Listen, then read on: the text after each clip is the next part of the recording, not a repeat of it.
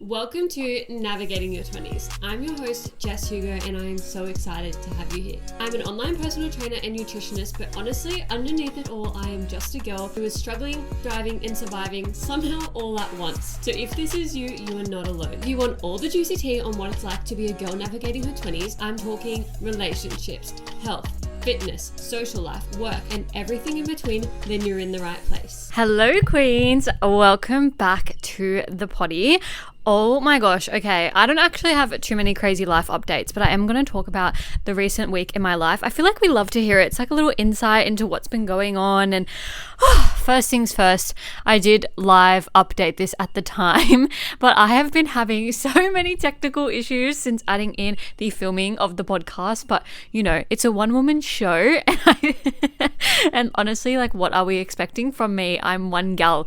I think people don't realize when you run your business, like even other fitness coaches, you think, oh, I'm running a fitness business, I'm running an online coaching business or a face-to-face coaching or whatever. Like I'm a PT and a nutritionist. Like I am going to be changing women's lives. Next minute, you're a fucking marketer, you're a videographer, you're an editor.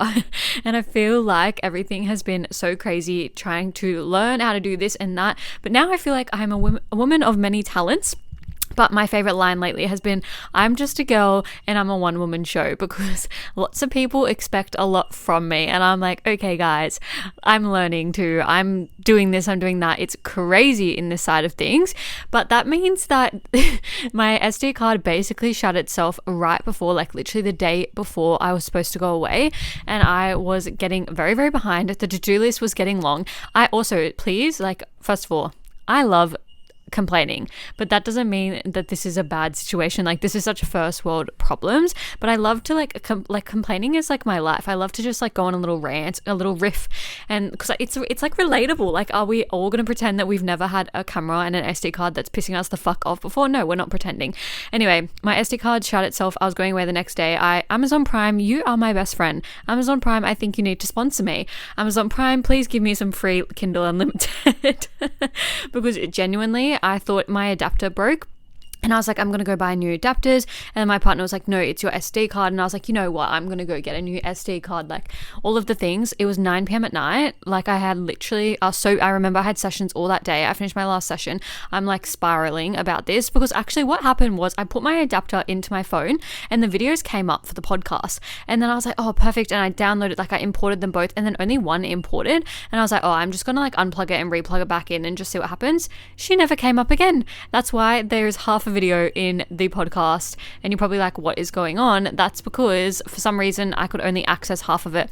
Anyway, so I'm like spiraling, but I don't have time to fix it because I have sessions to do and work to do and whatever the priorities, because I knew I was going away. So I went on Amazon at literally 9 p.m. on a Tuesday night. My adapter and SD card came at 9 a.m. the next morning. I was in session and some random phone number tried to call me, and I was like, oh, that was weird, probably a scam. And then I walked up there to walk my client back to her car and get my next client, and literally like it was sitting in the letterbox, and I was like, oh my gosh, Amazon, you are my best friend. I love you. So that is what has been happening in terms of technology. But as I said, I went away. Also, it clearly didn't fix the problem. Like, I got the new adapter and I got the new SD card, and I've learnt my lesson. Do not use old SD cards that are just lying around that have been donated by your dad from the 1900s. Okay, bitch? Honestly. But anyway, so then I went away, and I don't know why. I was dying to go away a little bit because things have just been increasing a lot lately, and I know I haven't retouched on the 90-day plan in a while. It's still going really, really strong, but I think I needed to take a little bit of a moment because everything was happening very, very quickly, and I felt like my brain was getting to full capacity quite quickly. So that is what's been happening in my world. So I was like, this, like, going away is like perfectly aligned, but then I was bored. That's a problem. Why was I so bored? I was like, every time we didn't fill the day with plans, I was bored. I was like literally getting 20,000 steps because I had so much energy. I wanted to do things. And I felt like if I had space to sit down and not do a lot, that I was actually wanting to start thinking about work and like caring so much about whatever's on my to-do list. And that was like literally the opposite of what I said I would be doing. I said I would be going to take a break and relax and things like that. And like equally, I didn't pick up my laptop that much and things like that. I just did like the things I had to do. and of course reply to clients and things like that, which I do on my phone anyway. But I was like, oh, like I should be taking like a breather, but I'm actually just thinking about all these different ideas for work and things I can do for work and things like that. And I feel like that just goes to show that I am doing the right job. Despite all the dramas and the issues with the technology and this and that, I am doing the right thing. I'm clearly passionate about it, because if I think about, I've never really had a full-time proper job. Like obviously you guys already know about my jobs, but they've been like casual and whatever. I've never worked like, I don't even have an example, like an accounting job, right? And I could just know that I would be so off that. I would not be passionate about that at all. But I'm obviously passionate about this because I keep going, I keep showing up, I'm on holidays, I'm in a workshop, like I'm doing all the things. And this is like not a flex. It's not a hustle culture flex, but like equally, I always see people kind of saying, oh, hustling is bad, and people hating on people that are constantly grinding, working, hustling, all of the things. I think you go through different phases, and whatever feels good, and I don't really think anyone should make that right or wrong.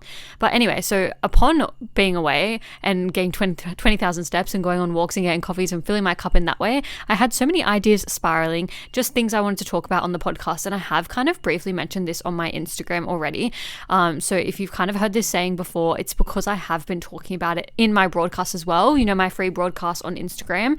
It's called Girls in Their 20s. Literally, I just come in there and riff-raff a couple times a week, and I actually love it. It is such a good space to kind of be in my world without being in my world. You know what I mean? If you're someone that doesn't necessarily need coaching, but you want to be talking all things navigating your 20s, or maybe you're someone that, doesn't have the capacity to invest, it's literally a free space, and I fucking love it. I'm in there all the time.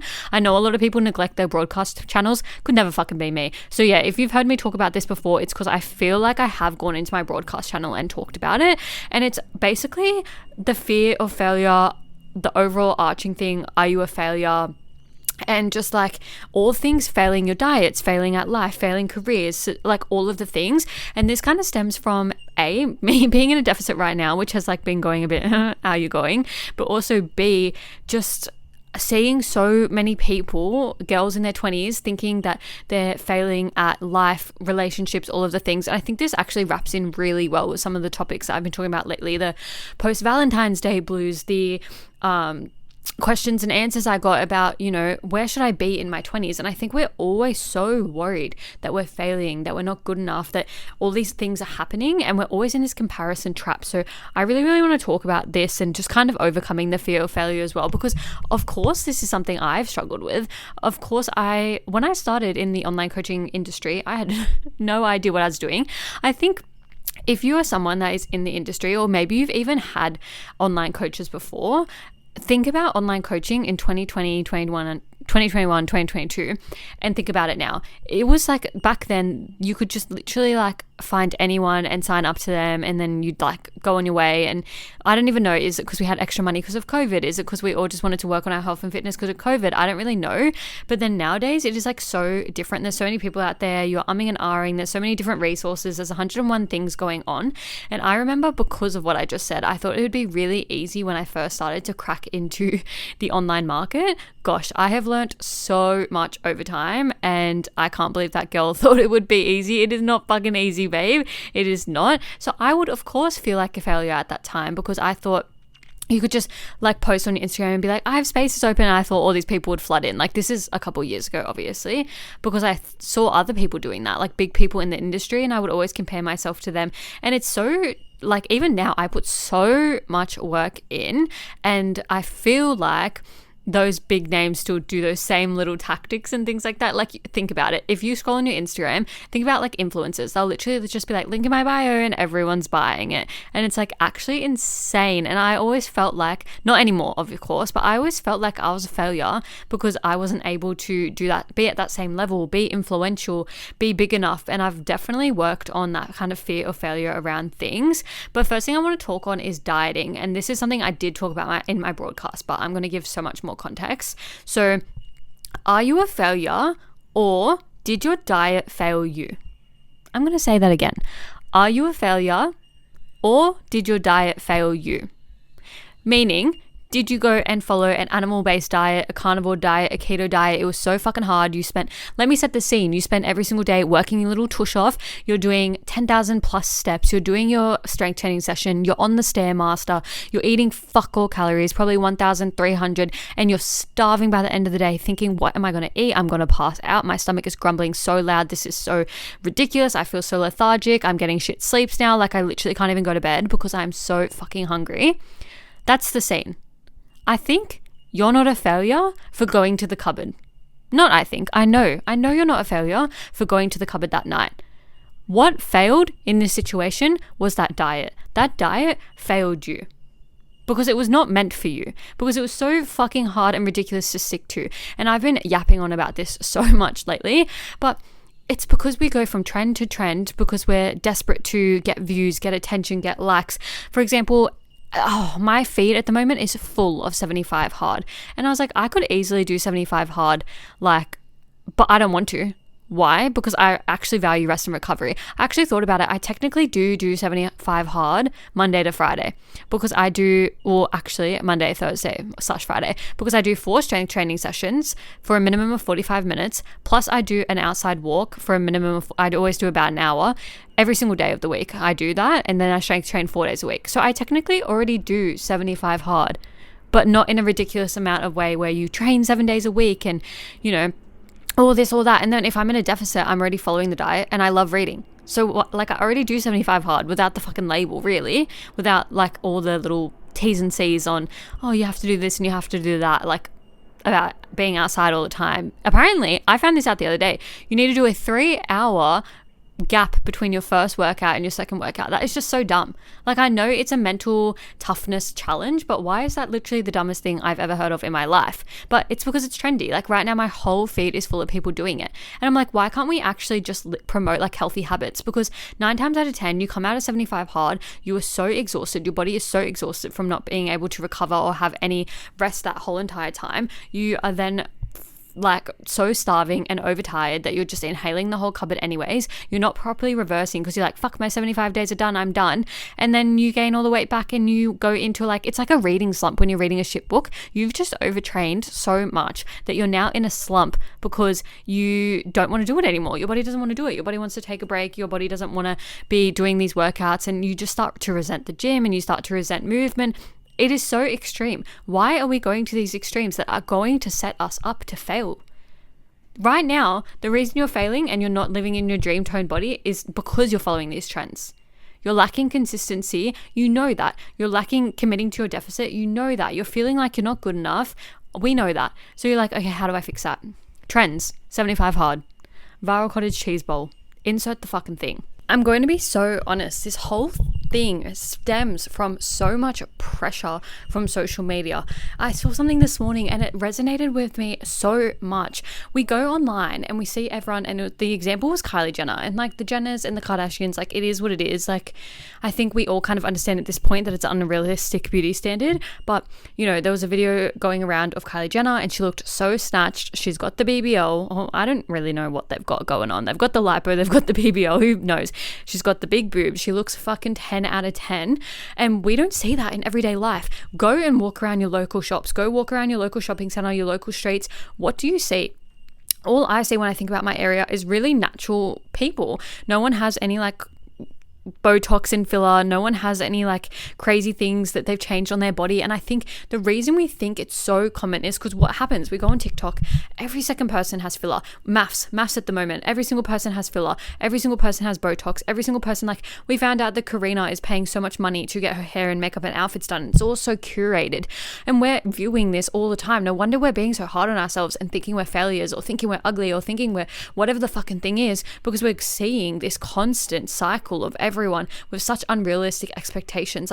And I don't care what people do and don't do. I don't have any filler, Botox, anything like that. I don't care if people have any filler, Botox or anything like that. But I think it gets to a point where there's so much pressure on us to change things about ourselves, and we're feeling like a failure because we don't have all of these things because of whatever reason. And then I saw some girl the other day, she said, I got a nose job at 16 because people were making fun of my nose. Fuck me. People have made fun of my nose my whole entire life, but that doesn't mean I want to change it because they've made me feel that type of way. but that's because I'm strong enough to be like, fuck you, I don't care what you say about my fucking nose, but I know that other people aren't.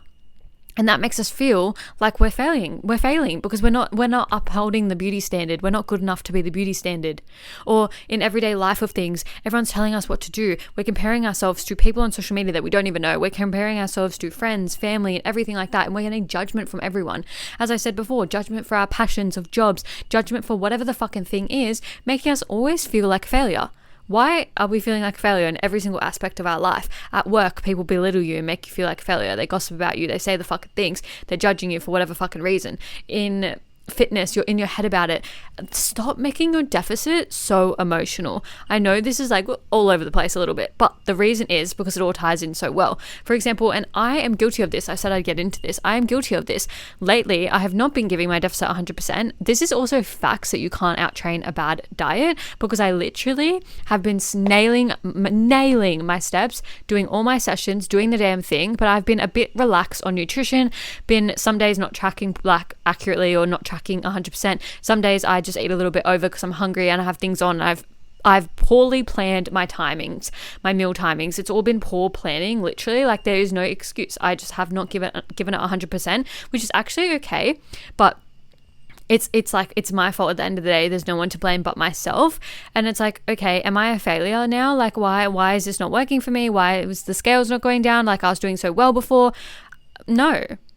I just haven't been consistent. I actually haven't been putting in the work 100%, and I've been prioritizing other things, which is actually okay, but how does that make me a failure, and why am I getting so emotional about it? And I think this is the thing I hate when, like, I'm not plugging. Go work with whoever you want. But I think if I had a coach in this moment, like, coaches take the emotions out of it. I had check-ins yesterday, and one of my clients was like, oh, I was feeling really happy with this, but I was feeling really sad with this, and she felt like very up and down. And I said to her, I'm almost getting whiplash reading your check-in because you're feeling so high on this and then down on this, and we need to take the emotions out of it and just look at it as data, and this is the data. And then she was like, whoa, like, you just fucking smacked me in the face, but that makes so much sense. And I'm like, because I need to take the emotions out of it for you, and let's just do the damn thing and stop getting so fucking emotional about it. Because even I'm the same. I'm like, why is it not working? Well, actually, Jess, you haven't been consistent. You went away, you didn't track your food, you're just living your life, which is absolutely fucking fine. But don't sit here and say, why isn't it working for me? Shut up, bitch. Literally shut up. It is working. You're just not putting in 100% work, because I have seen results. I just haven't been seeing the results at the level you'd expect. But in the same breath, I haven't actually been putting the work in. And I think this is where people can be really quick to blame coaches and say, oh, I worked with this coach and I had such a bad experience and I wasn't getting results. But have you truly been honest? Have you truly communicated? And are you truly putting in the work? Because if I had a coach right now, I bet I'd be feeling that type of way, like, oh, why is it not working with them? When I know I haven't been honest and haven't done it myself. So you have to take the emotions out of it and stop projecting and feeling like a failure. Because as soon as you start feeling like a failure, what do? You project on everyone else. And it stems into so many other aspects as well. Because if you have a coach, you're probably thinking, oh, I'm not seeing the results with the coach. I'm wasting so much money on them. Wasting so much money. Like, literally, what the hell? But you don't think you're wasting money when you're going and buying that $10 fucking Boost juice. You don't think you're wasting money when you're going and buying that brand new Glass-Ons top because it's trending. Like, I just don't understand. Like, you need to flip the perspectives, because you're feeling like failure because your coaching's not working, but then you're going and what's it called? Retail therapy. You're going and having retail therapy, and then you're like, oh, it's all good now, but fuck them, I can't afford them. And I know this sounds like this is actually like something I'm experiencing or whatever. It's not. Literally all my toned and trendy girls are great, but I think this is really, really common. As soon as something happens, you want to shift the blame. Oh, I ate over my food because my boyfriend brought home donuts. So like, oh God, don't even get me started. Like, I love to do a little blame game. If I say don't buy it and Luke buys it and then leaves them laying around, I'm like, Luke. But in the same breath, it's not your partner's fault. It's literally not. It's your lack of self-control. And in the moment, you might be in a heightened sense of, like, you might have really heightened food noise and things might be going on, but you need to actually talk to them about that. And then if they don't give a fuck, they're a shit fucking cunt and you need to break up with them. Literally, what the fuck? Because they are contributing to your failure then.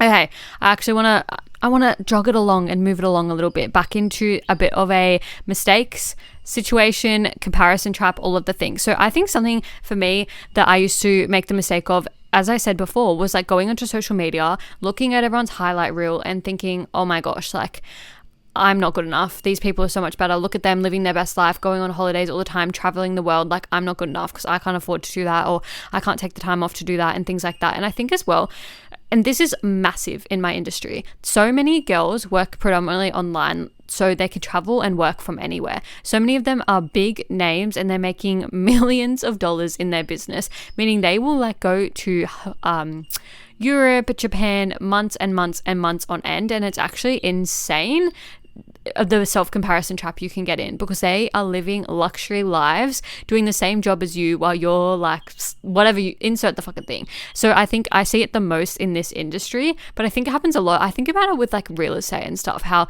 they get so much commission and then they have the fancy cars and then all of this. But then why is working on a Saturday morning glamorized anyway? Why is rejecting people's applications glamorized anyway? Like, again, this is what I mean about every job being different for different people. Like, I could never fucking do that.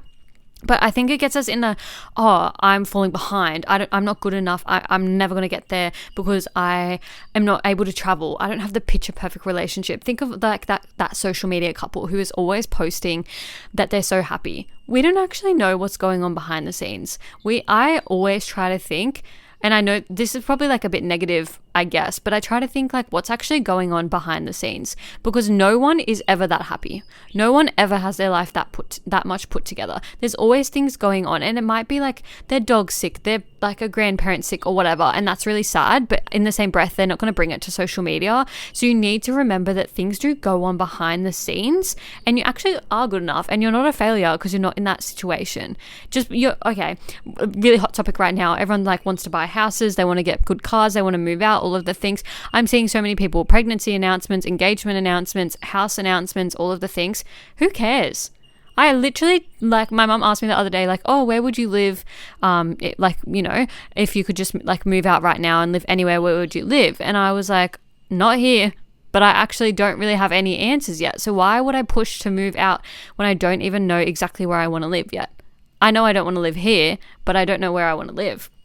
And I'm just kind of like, I don't get it. Like, so many people are pushing to move out and then they live where they don't even actually want to live. Like, I want to live somewhere because I have the privilege to stay home. I want to live somewhere that I actually want to be because I'm not being forced to be pushed out. And I also have to think about things like the gym. Where the hell am I going to put all my equipment? I need some place that fits the gym. Then I would have to build up my clientele in a new location and all of the things. It's just a lot. It's a lot. So I'm like, why am I even worrying about this? Because other people are? Because I'm self-comparing? Like, so what? Maybe staying at home is a mistake. So be it. Mistakes are like there to happen, to learn. I have learned most of the things that I have learned through making mistakes, trial and error, all of the things. And I was saying at the start of this about how I went away and I was feeling like my brain really felt like I needed it. And I really felt like I needed a bit of a break and then I struggled to. You need to be careful that you're not edging onto burnout. I think that with all of the things going on, the pressures, the financial, the pressures from families, the judgment, the career path, all of the things, it's like, when do we ever take a break for ourselves and fill up our cup and actually focus on ourselves? When do we get the chance to do that? Literally never. What do you actually find fun that holds you back? I saw the other day someone was saying they really enjoy posting on socials, but they're scared of judgment from others. Just post it. Literally just post it. People probably judge me all the time. If they are, that says more about them than me. I don't know anyone that is judging me. So that just shows that they're wasting their own energy and they're not even a thought in my fucking mind. Is that not insane? We're so worried about what other people are going to think about our post that we won't just do something for ourselves. I wish I had the energy and the commitment to film my day in my life and set the tripod up and make it all aesthetic. I don't. That's not my personality. That's not the type of person I am. I wish I was. If you're the type of person that loves clean aesthetic, you love those types of videos and, you watch them all the time, you save them, you love editing, all of that stuff, do it. Do it. So what if you get 500 views? Why does that make you a failure? Think of 500 people in a room. That's huge. That's insane. Like, get over this fear of failure, or this fear you're not good enough, and this fear that everyone's better than you. No one is better than you. Everyone has their own struggles and failures. And I think as well, like, people always kind of come out after they're past it. Like, they'll be like, oh, I've been really struggling with X, Y, Z. And you think, oh, I wouldn't have even known. Because you've put them on a pedestal in your head just because they have this picture perfect highlight reel online. And it's like, what even is success anyway? What is it? How, like, is your success really tied to a job title, how much you earn, your relationship status, or what is it? Because success to me is who I am as a person. Am I a mature person that is well-rounded, having good conversations, uplifting people, like making impact. That's success to me, making impact. Full stop. That's why I'm always like, rate the podcast, help me get out there, because literally making impact is success to me. It's not about me having X amount of views and X amount of followers. I couldn't care less. It's about helping one extra girl, another girl, if that makes sense. Because to me, it's about my personal growth.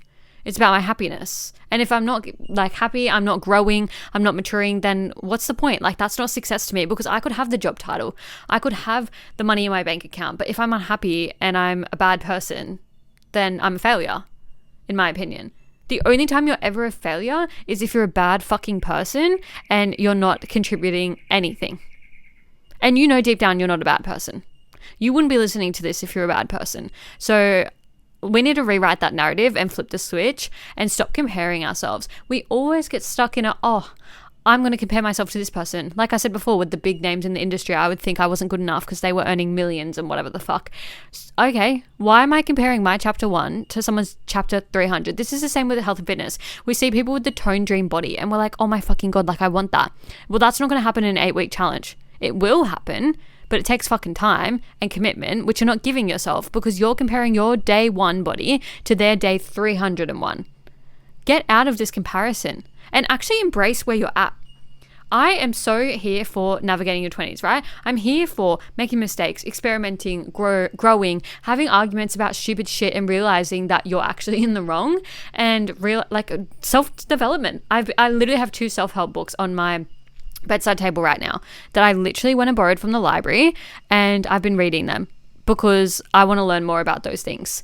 And it just helps me grow more, embrace change, learn more about being in my 20s and shifting the perspective from perfection to experimentation, to learning, to making mistakes, to I don't need to be anywhere. I shouldn't be at any stage. There's no timeline. And I've said this before, why the fuck are we still following this timeline? There is no timeline. COVID ruined that for us. There is no timeline. So why are we on this trajectory that we need to be married by X age, having kids by X age, being perfect and having like a stress-free life? There is no stress-free life.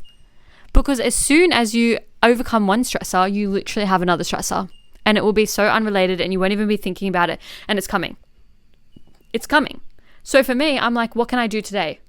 Focus on being 1% better. How can I be 1% better today? Compliment someone, move my body, help someone out. Some girl DM'd me the other day asking for form feedback. I said, literally send it through. Literally send it through, babe. What, like, why? I could be a bitch and be like, this is for clients. She asked me a specific question. I said, send me it. Like, why? Because it makes me 1% better. It helps me impact someone. It shows what type of person I am. I thought in the moment, I could be like, blah, blah, blah, blah. It's one fucking video, babe. She's just asking for my advice on something. Like, it's fucking fine. Like, why? Like, other coaches would gatekeep. So I know that I am being 1% better and being a good human by helping this girl who feels like a failure. Does that make sense? Like, I feel like this kind of went in circles, but it just all kind of aligns so well and makes so much sense because they all contribute to each other so much. Like our relationships, our job, our friendships, social media. Social media is such a fucking big one. I spent so much time off my phone on the weekend. I didn't even reply to like any of my DMs. I have so many DMs to reply to that probably think I'm ignoring them. But I was like, I just can't be asked right now being on social media. I literally can't be asked because I don't want to be in some self-comparison trap. I don't want to be thinking about this and thinking about that. And I think it makes my brain just always be on. There's so much information out there. There's so much going on out there. And I literally, like the other morning I went for a walk, put my headphones in, listened to a podcast, and I literally thought, what time is it? I didn't even know what time it was because I didn't have anything for a couple hours. I knew that. So I didn't need to time check, but I was not on my phone. I was not time checking. And I don't always have the luxury of that because in my street, there's no footpath. So I don't get to put my earphones in. And sometimes I get a little bit like bored walking for like an hour and not really have like what am I supposed to do? So I do sometimes check my phone when I'm in the street, but I had my phone in my pocket. I was holding my dog. So it was a hassle to get my phone. And I was like, I love this. I literally don't know what time it is. I'm not on some strict schedule. I'm not worrying about all these messages. I'm just doing my fucking thing. And I think the thing was because I was actually listening to a self-development podcast as well. And I was like, I'm so happy with where I'm at with my growth. And I know you should surround yourself with the correct people and stuff like that. But there's so much that you can do by yourself. So much you can do independently and so much you can do to fill up your cup. We don't always need to lean on other people to be better, learn more, grow more. Like we can actually do that in our own time and space. And I just want to remind you, like, you're never ever, and I've done an episode on this, but you're never going to be this young again. You're never going to be this free again. You're never ever ever going to be able to be this fit, this happy, this young, this free. Just fucking do it. If you're on the fence about something right now, literally just do it. I'm going to go book my fucking flights to Melbourne, bitch. I'm going to go to Japan. Watch this face. I'm kind of talking shit because I haven't actually like fully done it. There's something holding me back from doing it. Why, Jess? Just fucking do it, bro. Like, seriously, what? I don't know. But I want to leave you on the note of, you're not a failure. If you have failed in a diet, a job, whatever it is, you're not a failure. That diet, job, whatever the fucking thing is failing you right now. And I want you to just wake up every day and think, what can I do today, no matter how big or small, to be 1% better? Because it could be something so simple. I can make my bed in the morning. I can read 5 pages of a self-help book. I can clean up one of my cupboards. I can clean up my little desk. Like my chest of drawers right now, I'm looking at her, oh my God, side eye, and she is like a mess. My bed's not even made. My dog is sleeping on my half fucking folded quilt. What the hell is going on? What have I done today to be 1% better? And it's like, you don't need to do it first thing in the morning. If you're someone that rushes out the door and rush, what can you do at night to be 1% better? I really want to get into journaling. I'm going to talk on this more because I've done it here and there, but I've never committed to it. I might dedicate an episode to it because I've been testing and trialing different things, and I think I want to do an episode on it all. But doing different things and actually committing to them, making them a full fucking habit and actually showing up and doing them. Because how many times have you started something and then not really committed to it and then told yourself, oh, I'm a failure. I'm a failure because I didn't do that, because I didn't commit that. Oh, that was too hard. I'm a failure. No, you're fucking not. You're just making it so impossibly hard, aka 75 hard, whatever the fucking thing is, and it's making it impossible to stick to. So I know that was a lot. I hope this conversation actually sparked something in you to just kind of wake up to yourself and where you're letting yourself down almost, not in a sense that you're a failure, but where are you letting things drop, letting the ball drop, and then you're feeling like your brain's going to explode, you're at full capacity and you can't think of anything else, and switch it. One daily habit, one little new habit, switch it. 1% better every single day. That's what I want you to take away from this. If you enjoyed the episode, DM me your thoughts. I love to hear what you girlies have to say, but also rate the podcast, share it with a friend, do all the things, help me grow this platform. And if you have any topics that you want me to talk on, please just send them through because I am so excited to do it. Thank you for sticking around another week, and I will see you next week. Bye. That's a wrap on another episode of Navigating Your 20s. Thank you so much for joining me and taking the time to listen. If you enjoyed the conversation, vibes, and got something out of today, please feel free to send me a DM with any key takeaways and feedback, or share on your socials and tag me so we can connect. If you liked today's episode and you're wanting more from me, you can find me on all socials at success.withjess.